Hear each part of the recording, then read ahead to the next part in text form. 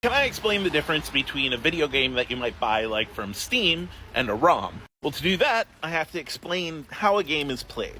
At the lowest level, you have your hardware. This is like your processor, your graphics card, even the controller, stuff like that. That hardware often runs an operating system. Remember, any file is just ones and zeros. The operating system tells your hardware how to interpret those ones and zeros. And then you have the game itself. This is just all the data that makes up the game you're playing.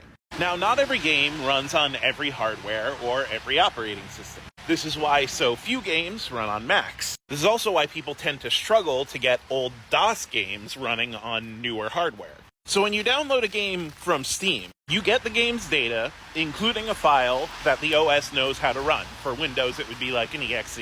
The operating system runs it, your hardware goes to work, and then you play the game. But let's say you want to play a PS2 game. Well, PS2 games were designed for older hardware, so it's not easy to get them running on newer setup. PS2 games were also designed to run in the PS2 operating system, that thing that you saw when you booted up your PS2 and it gave you the options for memory management or to play a DVD or whatever. At no point were PS2 games designed to run inside Windows with the hardware we have right now.